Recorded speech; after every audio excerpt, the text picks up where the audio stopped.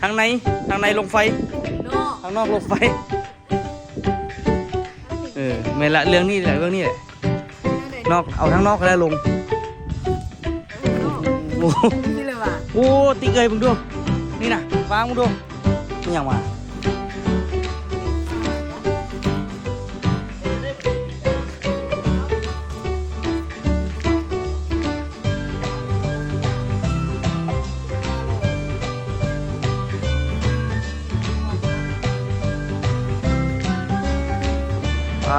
สุดสิมาแล้วอ่ะเสร็จแล้วดีเจต้นตาลลิมิต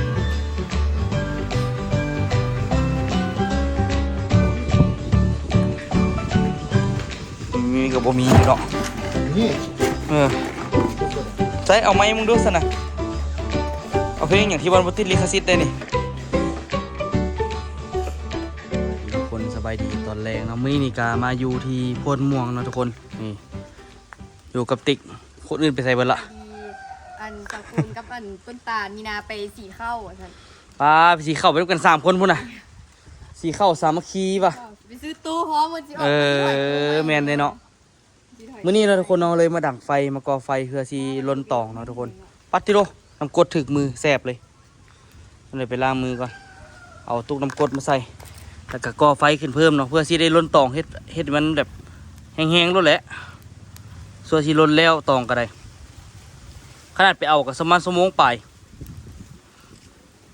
แต่ล้นกับสีไว้ก็หันอยู่ล่ะนี่ซ้ำสิลูกตอนนั้นเคยเฮ็ดอันนั้นแหละติ๊กเฮ็ดฟันตะกี้เคยเห็นบ่หลังส่วนบนส่วนบางนาวเป็นซุ่มไม่ซอดเคยเห็นบ่ท่านเห็นอยู่อ่ะท่านเห็นสินะเขาลงไปนะก็เห็นสุ่มนอดิบ่ตอนไปซุ่มใหญ่ๆนะมีประมาณเกือบ10 สุ่มนี่แหละอยู่หั่นน่ะสุ่มใหญ่เลยปลาทรงบุกเบิกยากแท้ยากว่าทรงบุกเบิกแต่สิมีสุ่มหนึ่งบักใหญ่กว่าหมู่บ่เฮ็ดมันจักเทื่อได้ไปฟันเท่าน้อยแล้วก็เอาไฟจูดเผาส่วนสิแล้วสุ่มหนึ่งตัดแล้วก็เอามาเฮ็ดเท่าละอันปาที่โรส่วนสิแล้วมีมือหนึ่งเฮ็ดตอนสวยสิเลยเฮ็ดเวียงแล้วเฮ็ดแล้วโอ๊ยกระเทินได้อยากเฮ็ดต่อได้สินะสุ่มใหญ่ๆหั่นฟ้าลมเนาะเฮ็ดมาเดียวพุ่มล่มเลยป้าขาดให้คักว่ะไฟไหม้วะสุ่มไฟใส่น่ะบาเดียวล่มเลยต่อบอกง่ายๆคือมีแหงขนาดทำอีดอกอุกใจอยู่ก่อนจำเนี่ยมันสีแล้วหลายสุ่มอยู่ก็เฮ็ดตอนนั้นเฮ็ดแล้วก็ได้มาเมียนไม่อยู่หันป้าโถโซสีแล้วเหมือนธรรมดาแล้วเลยล้นนั่นแหละ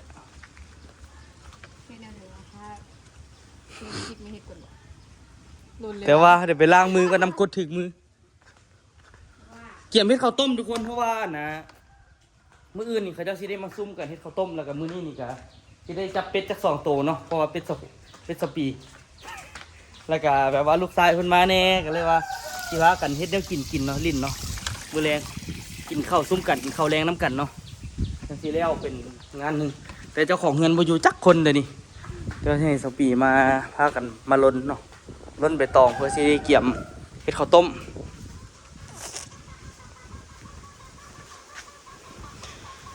ประธานก็มาได้ทุกคนมื้อนี้ประธานทำต้นก็มาละลนเลยตัวเฮ็ดลนแหละมันต้องลนทางในเอาทางในเข้าตัวมันบ่อันแรกยังว่าสิหาแม่นจิกมาทางในเข้าหั่นละลน2 เบื้องเดียวตี2ได้เคยลนแต่เบื้องเดียวสปีลนจากเบื้องนี่ทางนอกหรือทางในทางในลงไฟทางนอกลงไฟไม่ละเรื่องนี้แหละนอกเอาทางนอกก็ได้ลงแล้วทางนอกนี่สิเลยว่ะโอ้ติเกยมึงดูนี่นะวางมึงดูนี่นะนี่เอาไม่เคยอยู่อ่ะดิกระโพดเคยลงโตอีกอ่ะจะตากแดดถ้าลนก็มีแดนเดี๋ยวเราคนไหนจะเฮ็ดมันโดนอะไรมันเงียบเขียวก็พอละลนมุกมันอยู่มันบ่ไหม้ดอกติ๊กเอ้ยมันสิไปไหม้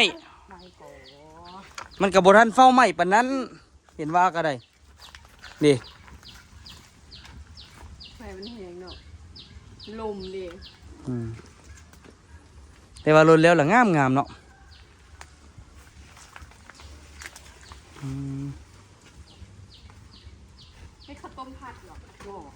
ต้มคั่วแบบ มีก่อนมีข้าวต้มพัดอีกว่ะ ต้มผัดก็จะเอาไปผัดก่อนดิ ว่ะผมเคยคือกัน ต้มแบบว่าต้มแล้วเขาไปต้มเลยเนาะบางคนคือว่านึ่งบ่เป็นข้าวต้มนี่ โอ้ยเสียอ่อนสิจับเบอร์หนึงทำเป็นไง นึ่งต้ม อันข้าวต้มพัดอันนึงอันนี้ข้าวต้ม ต้มเลยก็ติก ข้าวต้มหมู ต้มในน้ำเลยก็อยู่หงสานี่เขาจะต้มในน้ำเลยก็ ต้มในน้ำเลย บ่แม่นนึ่งก็เขาผิด หรือว่าเขาเข้าใจผิดปะ นึ่งให้แม่ข้าวต้มผัด แม่นบ่บ่รู้คือกัน เนาะ ละโซ่สามนี่เลี้ยงตุ๊กอยู่ เอาอันนั้น ไปใส่หลักวิกบรรทมล่ะ ตีบล็อกมันสิ ฮะ ตีบล็อกมันสิ อ๋อบิ๊กตีบ็อกเซนะ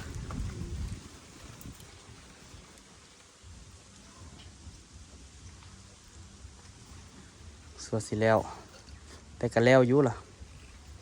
ทานเฮ็ดอะไรไว้ก็เลยเฮ็ดเนาะ ทำบ่ลมกับทีนั้นเนาะ น่ะลมว่างคนตองก็มันสิปิว จะไปตองฟิวจะอันไฟ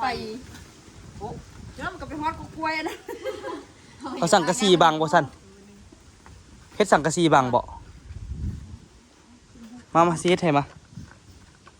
บางฟักหนึงก็พอเนาะสั่งกะสีก็คือว่าเห็นอยู่หั่นดิบรรยากาศดีอยู่ได้ล่ะข้างซุ่มมันนี่ก็ได้ เย็นดาน พื้นเฮ็ดเกียง ร้อนเลยดานนั้น ดีอย่างเสียอย่างเนาะ มันบังเพื่อนเลยดานนั้นดานนี้มันบ่บังเพื่อนมันลงเข้านี่เลยดานนี้กินเบียร์บ่ใส่พัดลมก็ได้ แต่ว่าคำน้อยนึงแล้วสุภาพย้ายโต๊ะอยู่หรอกเด็ดต้องมือเป็นโรคคนมือหมดเลยล่ะ ใส่ถุงมือเนาะ อันแรกนี่ ใส่ถุงมือยืนอัน ตอนงานไม่ต้องบ่มันมีมันก็ผิด ค่ะแต่ฟ้าลมมันพัดทางใบตองพัดทางอัน ไฟ ไฟ ฮือไปฮือมา แล้วก็ไม้มัน มาก ตร แต่ ง สิอันทรงเหรอ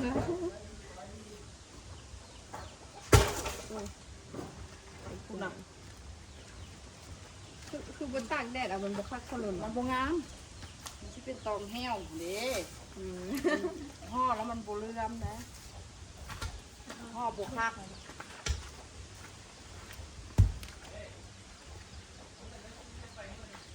อ้าวการซื้ออีกเบ้อแต่ซื้อ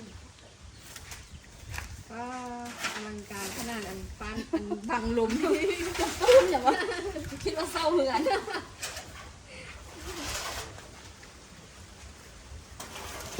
ก็มานั่งเซ็ตก่อนเลย กอเดี๋ยว โอ้คุณซื้อเป็นกอจักเม็ดตัวเก้ามันบ่ฮอดอ่ะ ซื้อเป็นเม็ดเอา ตัวนั้นจักเม็ดสนับบ่ฮอดอ่ะเอาคือบ่เลือลายอยู่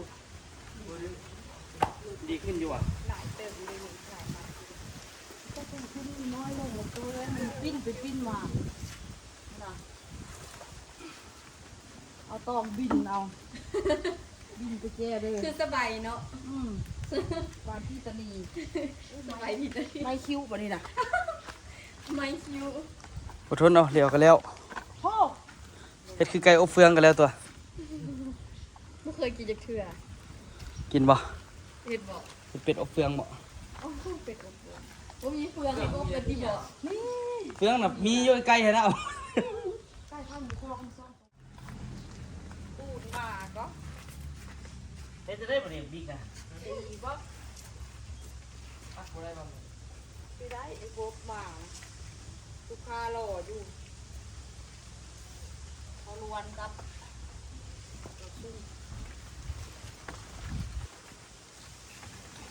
พอนะไม่ต้องเอ็ดจะได้นำหัวค่ะถ้าบ่ได้มาห้าหัวดอกเขานำมาห้าบลังคือ เห็นจากเป็นห้วย แป้งหัวเอาไปเลยไปเลย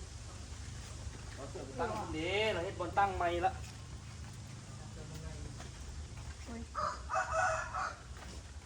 คุยบ่รู้เรื่องตัวนี้ เสียต่างเลย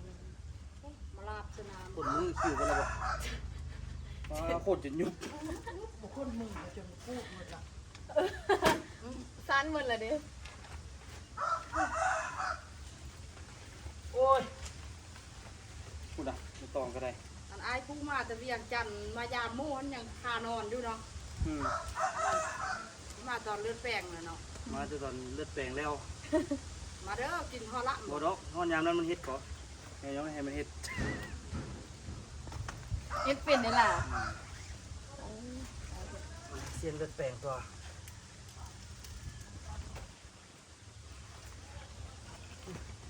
คือว่าเห็นก็จะเอาไม้ว่ะปีนไปปีนมามันยาวๆปุ๊บ อุ้ยแต่ขนาดมือจับไปยังปุ๊บบ่ได้คาลม เอาไม้ไว้ดูไม้อันไม้มันไม้ แต่ขนาดอยู่นี่มันเป็นยังลงนี่นะว่าข้าวเรายังลง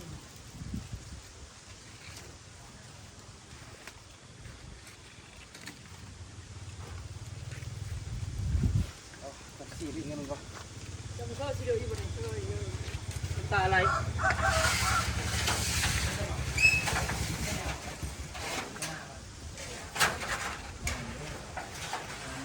ก็เลยอัน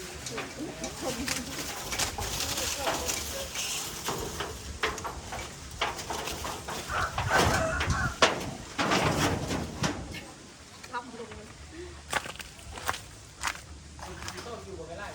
โอ้ได้อยู่ติ๊กเฮ็ดมาดิบ่กระส่วนแถวบ่ปานได้กระส่วนแน่สร้างนี้หน่อย ไฟฟิว โอ้เชื่อขอทีมาส่งเชื่อเอาทรายลงแล้วบ่แม่ ถ้าลมนี่นะอุปสรรคนี่นะแล้วตันไว้มืดบุมีเขาทางเก่าเลย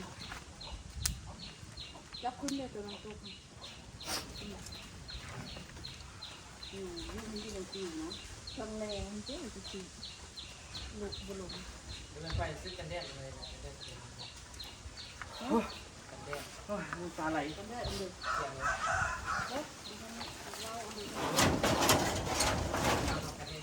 ซื้อเก้าเฮ็ดอะไรก็ซื้อเก้า บ่คือไปน้ำหนักแล้วเอาอยู่อันนี้น้อยนี่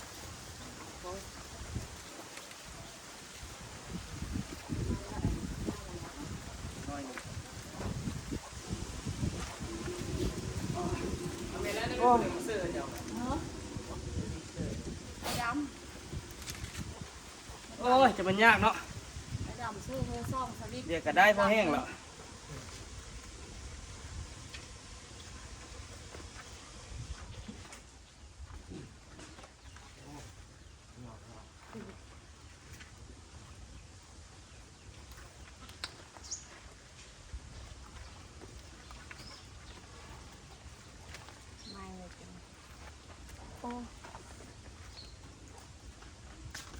พอดีลนแล้วละคิ้วเปอะผม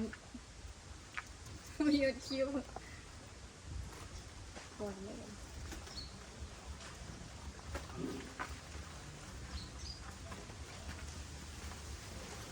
นึ่งเอากันนั้น มื้อหนึ่งเอาซะ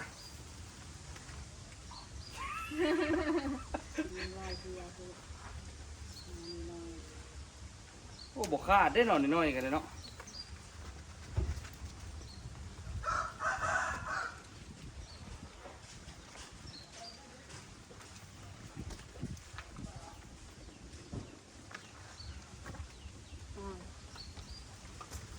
ฝืนบ่ติกคือ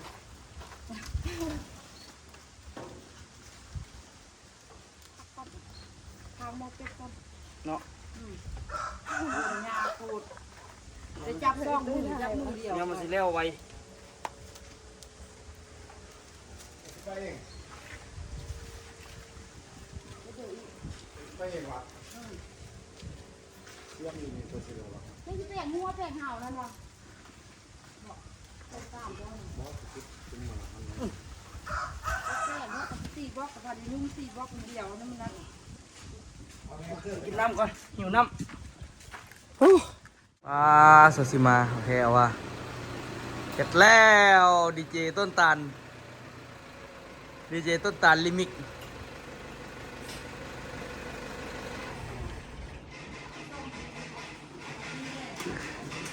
มื้อนี้พบกับดีเจต้นตาลเด้อต้นตาลต้นตาลโทนเมือง แล้วได้น้ำใส่กับสิมานั้น ปลาโทรล่างตู้มื้อแรงนี่ เราเบียร์เคยไหลได้ปลา ปลาเท่าไหร่นี่ 10 ล้านปลา พูดนะเราบ่มีเงินเฮ็ดบ่กันโหดเว้ยโอ้เว้ากับเสียกับบ่ได้เลยเนาะคนละครึ่งว่ะนี่ฮะแม่เท่าไหร่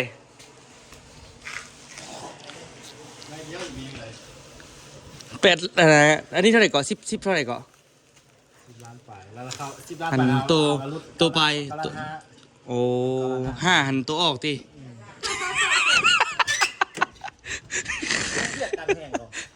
เออแหงอยู่ย่านแต่มันสิเห็นพลอยตามหลังแล้ว บ้องนี่ไงเราซื้อเลกาซะอีก ฮะ กาเสริมเลกาใส่กา2 ไซส์มันกระแทกดีก็มีอยู่ที่ตัวเจ้าบ้านบ่อนเอาตู้รถให้ ฮะ ตู้รถบ่เอาตู้รถประกอบบริษัทเจ้าบ้านไว้ เอาก่อนต้มมันเฮ็ดจังดิ ทำ มันเฮ็ดอยู่เฮือนนั่นนี่กับตู้รถละบ่น มันจะได้เลกาใส่เลกา2 ชั้นมาใส่แล้วก็2 ตัวความแข็งว่าอะไรตัวนั้นเสริมอะไร โอ้ยสิเฮ็ดหลายเดี๋ยวบอกกอบมันสิเอาไปมันสิมาปาร์ตี้อยู่นี่ นี่ก็รอมึงมาจะฟังเราเนี่ย เสียกอบให้เสียกอบยืมก็ให้ยืมติ ไม่ไหวเลยบ่ไหลแล้ว ต้องปีเที่ยงนี่ ไม่ได้ยังไงกับจีเปิดให้ฟังว่ามีใหม่ห้องครับไอ้ตัว แม่นวะมาเอามาเปิดห้องซะซั่นน่ะปาโธ่เสียตาลี เจ้าเวียนท้องฟังเหรอ ฮะ เจ้าเวียนท้องเพลงฟัง เพลงหยัง ยังเวียด เพลงเวียดดีกว่าซื้ออยู่ห้านได้ถ่ายคลิปอยู่อ่ะ ใช่ ฮะเสียตัดลิมิตเข็ดแล้วพี่ลึกพี่โลดโอ้ เลยถ้าจะเปิดตอนนั้นเขาจะปล่อยเขาจะเปิดฟังเลยนะ เอาสปีก็ได้ไปนำโมเมนต์เหรอ ไปใครก็เลยจะสิกินหัวได้หมดเพลง ไว้สิเป็นอย่างเพลงสาวเวียดห้องเนาะ บอกเขาจะเปิดเพลงมาฟังเลยเขาจะเปิดมาฟังเลยนะ ตึมว่ะ เตือนปีนหัวตอนนั้นคืออีกก็ ฮะ ซอกสันเลย โอ้ปีนขึ้นอีกได้อีก เลยปีนตัวนี้ขึ้นน่ะ ปีนลึกเนาะ ยกอันนั้นขึ้นนะคุณอาหาร เมื่ออารมณ์ก็เป็นเอาอารมณ์ เอาลงไหมโอ้ยยกคนเดียวก็ต้องแห้งดิ โอ้มึงหนักเขาเห็นเวียดเขาตรงเวียดเข้าลงค่ายติ๊กต็อกนะเพราะว่าตอนนี้แหละว่าเขาบางแห้งตูเวียดนะ อันนี้โมเมนต์น่ะนะเขากดรีโมทแล้วมันน่ะนะแปลงร่างเป็นหุ่นยนต์เลยว่ะนี่ บ่อ่ะมือ เออ เอาดึงไหมดอกแจ๊ก เอ้าก็ดึงเอาข้างนึงก่อนตัว มัดก็ นี่เดี๋ยวหามก่อนซะมีกับบ่มีดอก นี่ เออ ครบหมดอ่ะ ใส่เอาไม้มึงดูสินะเอาเพลงอย่างที่วันบุติดลิขสิทธิ์ได้นี่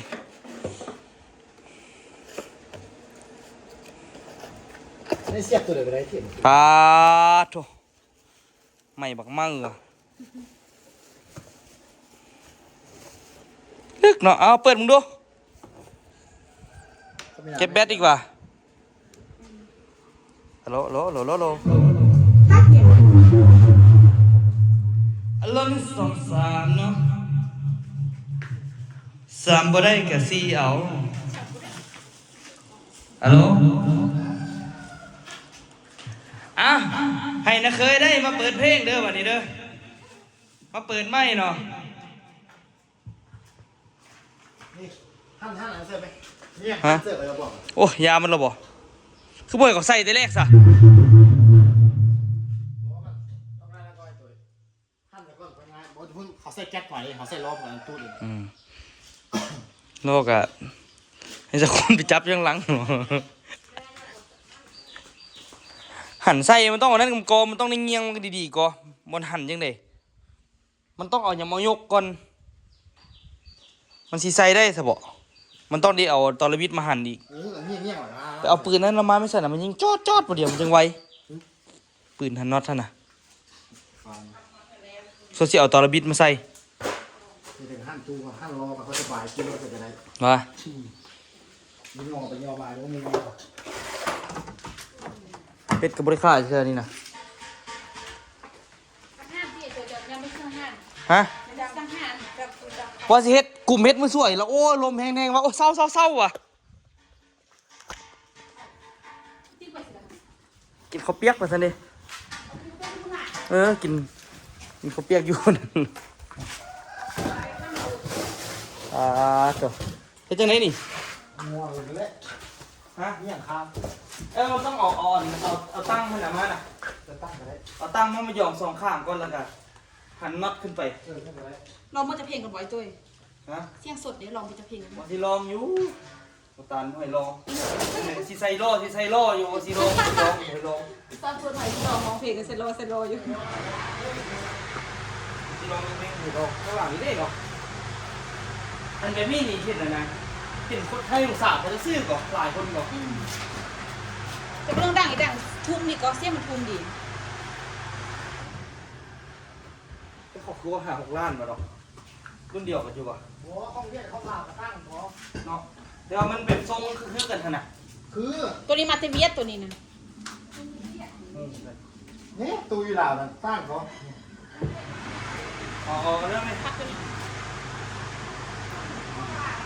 มันทรงคือกันคือไปเอาตั้งก็ไป2 อันจักโลนี่ 50 ฟุต เอารุ่นเอาเฮ็ดบังไฟไม่ตัดเฮ็ดบังไฟแล้วเอาใส่หลังรถอันเฮ็ดร้อยมาแล้วเอานี่ใส่ เรื่องไหนมาเช่น ตั้ ซี่ ง หรอ เจ้านี่เราไป เฮ็ดซี่หรอ แล้วก็ให้ตัวไปขับรถไปเลย ไรตี้ผู้ไหลแล้วผู้ไหลแล้ว คือว่าคักตาขับรถตันไอ้ที่เฝ้ารอกันเหรอ เอาอันนี้ตัวอันนี้ตัวเอาอันนี้ใส่อันนี้ ใช้การเลย เราบนหันที่บนไหนหู นั่นอยู่พื้นนี่ มาหันเธอเอาขึ้นก่อน หนักก็ห มองลูกเห็นบนหันอยู่อ่ะ พี่ทำมาไม่ คือเข้มจริง พูดมาไม่ เอาที่ยกให้ตัวแปลงตั้งแปลงมันนี่เอาเบิ่งเดียวกันไหม ผมว่าเราไม่ได้เบ็ดในเบ็ดข้างเดียวกันนี่ไรได้ไหนนะ อยากทำหน้าให้นะ ได้ป่ะ ไปแล้วแล้ว ได้แล้วก็ได้พักอะไรเนาะเอาไหมตัดเอาไหมเอาจากไหมเอาจากเพลงเลยเอาเพลงอันนั้นเด้ให้เห็นนะเคยเนี่ยแล้วเจอจะหลากสั้นไหมนะเคย หน้าเขามาเสื่อมดู เบิ่งไว้เสื่อมก็ได้โทรได้สิได้กินเลือดแปลงอันนี้ว่าสิไปจับเป็ดว่าซั่นเป็ดบ่เห็นจักโตว่าซั่น ไปกินอยู่อ่ะไปกินเลือดใกล้แถม กุ๊กกุ๊กกุ๊กกุ๊กกุ๊กกุ๊กกุ๊กกุ๊กกุ๊กกุ๊กกุ๊กเอิ้นมาเลยจ้อยสิวะกุ๊กกุ๊กกุ๊กกุ๊กกุ๊กกุ๊กกุ๊กกุ๊กกุ๊ก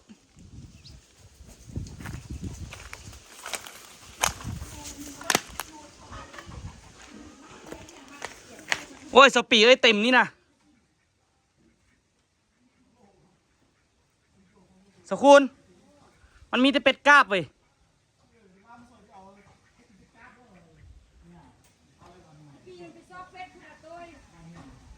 แม่นวะได้ละสิกินมันได้ก็ได้ไปซอกอยู่โอ้ยเนาะแรงละ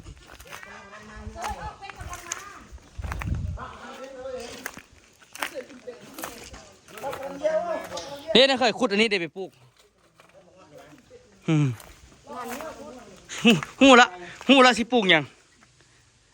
ต้องการนะห่มประมาณจักปีจึงได้ห่มไว้แล้วนะครับโอ้เอาซาดในหนึ่งบ่อเอาต้นยางปลูก2 ต้นห่มบักคักๆพุ่นแหละดิต้นบักใหญ่ๆแหละได้กรีดยางแล้วกันพ่อ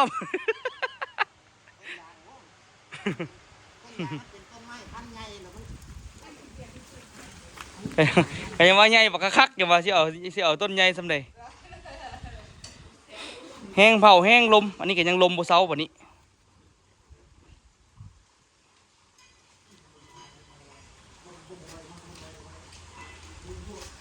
แล้วเคยตัวที่ตัวเป็นไม้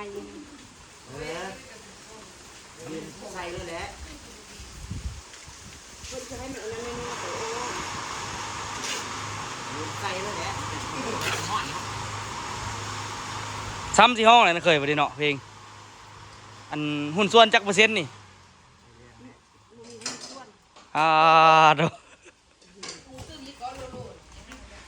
คือมีหุ้นส่วนอยู่ มี ฮะ หุ้นส่วนครึ่งต่อครึ่ง แม่นวะ 9,500,000มันบ่5นะแม่นของไผ คนละนั่นประตานคนละ4,500,000ว่ะ4,000,000กับ5,000,000ว่ะลึกเนาะ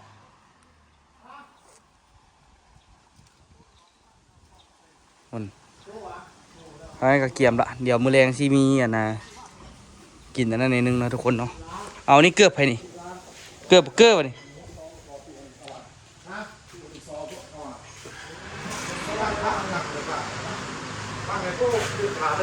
อะไรอันนี้เหรอ ผ้าวะไปย่อซอยเคยในข้านึงย่อโต๊ะลงมันมาเพื่อจะเอากองมาตั้งอยู่หน้าบ้านนั่นน่ะย่อโต๊ะใหญ่อยู่หน้าบ้านน่ะออกมันออกพี่ลูกไหม โอ้2 คนตัวแหงติเด้อ โอ้โหสองคนจะไปโดนไปลูกไปย่อซอยในข้านึงโอ้4 คนเอาบ่ ปาดโถหั่นน็อตอันนั้นจะว่าเจ็บแขนหั่นน็อตล้อนี่เดี๋ยวสิไปย้ายโต๊ะในนึงทุกคนเกี่ยมบนบ้านได้ป่ะนี่มืออื่นนี่สิได้รับแขกแล้วก็มือแท้มือรับแขกแต่มืออื่นมือเกี่ยมเงินตัวกะธรรมดาเนาะบ่ได้เฮ็ดหยังหลายเนาะกะเกี่ยมอยู่แต่ก็บ่ได้เฮ็ดหยังหลายเฮงปานใดแต่บ่ได้ก็เมื่อยเสยเด้นะดีแท้มีเตาปิ้งคักๆเนาะบ่ให้ไฟมันลุกคือสิคักเอาทำต้นเองดีกว่าทีเดียวไปดึกเนาะ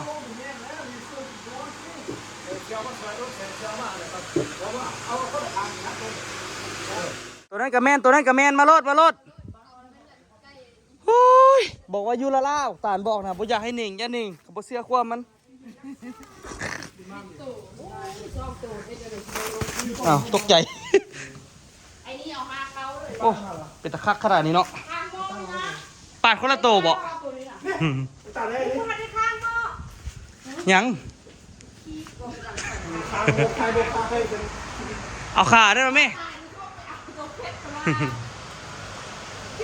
ข้างก็เลยมึงจะพันหมาหน้าเป็ดพ่อ ยันมันบ่ได้เนาะ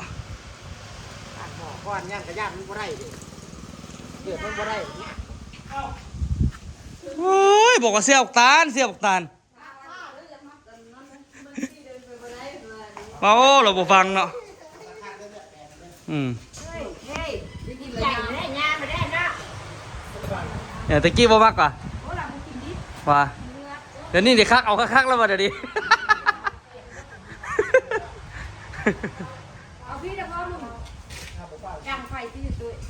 ดังอยู่ที่ ฮะ นี่เราต้องดังไฟดังเรื่องจะเข้าระยะมาดังพี่ คันมีตัวนะตัวปิ้งแบบหม้ออบคือจะคักเราปิ้งเป็ดเนาะเห็นป่ะเป็นว่าก่อไฟเส้นข้างๆหั่นน่ะแล้วเอาต้นเส้นกลางหั่นน่ะแล้วเอานั่นปกเลยจบเลยบ่มีไฟลุกถ้าจะกินบ่ถ้าพริกอีก หน้าลิฟต์ให้ใช่แหละอันนี้อุ้ม บ่ถ้าได้พริกอีกอันปกมาเดี๋ยวจบเลยที่จริงเอาเฮ็ดเอาก็ได้ตาลไปซื้อฟุ้ยของมาแล้วเฮ็ดเอาก็ได้ แค่ไปเอาบานพับมาไปต่อใส่บานพับ2 อันถ้าเราอยากให้แน่นก็เอา3 อัน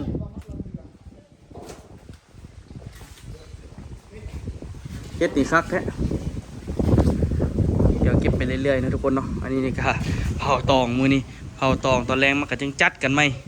แต่ว่าก็สินั้นปัดนิดนึงแล้วก็สิกลับไปอาบน้ำบัดนึงก่อนมื้อนี้ ห่อมืออื่นนี่บ่แล้วต้องห่อตอนแรกนี่พร้อมนะข้าวต้มนี่ที่ห่อมืออื่นมือเดียวนี่บ่แล้วห่อหลายไป กินเป็ดแล้วเราก็ห่อตัว ต้องห่อมือแรงไปพร้อม เนี่ยมื้ออื่นแหละคือเก่าซะน่ะแต่ว่าพากันมาแต่เช้าเอามื้ออื่นน่ะพาข้าวก็มีแต่1ข้าวแล้วก็ปิ้งปลาแห้งจบบ่นะกินข้าวเช้าหั่นนะ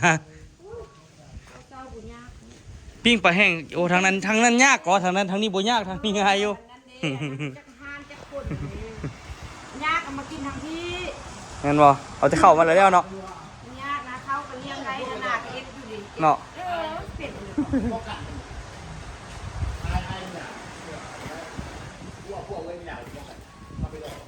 โอ้ต้องได้ตัดมันบ่บัดนี้ บูตัดเลยห่อแล้วเลย บ่เขาหมายจีกแบบนี้หั่นน่ะ ที่กันนี้แล้วที่กันนี้เรา ทอนปลาไว้บ่ ที่กันนี้แล้วก็ห่อนี่เอาช่องตองเสื้อกับไอซีนี่ไอซีห่อไปเลยช่องอัดซ้อนได ฮะ คนที่ป้องกันอยู่ข้างเรื่องเทคนิค มาเออ สักลาย แย่ อ่ะ เนาะ สักลายไอ้สักกับเขาแค่นี้พอดีร้านแค่เสื้ออยู่นี่ดิสักลายบ่ได้เจี๊ยบเลยเป็นร้านแค่เสื้อ บ่คันที่ซักก็ซักใกล้บุกตาลเอา เออ มันบารมีมันหลายเด้ผู้ใดเห็นย่างนี่ย่านเหยียบตะปูบ่ต้องย่านคะแนนย่างใกล้บักตาลย่างเส้นเล็กตะปูโลดเพิ่นว่าเด้อยู่ใกล้เฮานี่มันเหยียบบ่เข้าเพิ่นว่า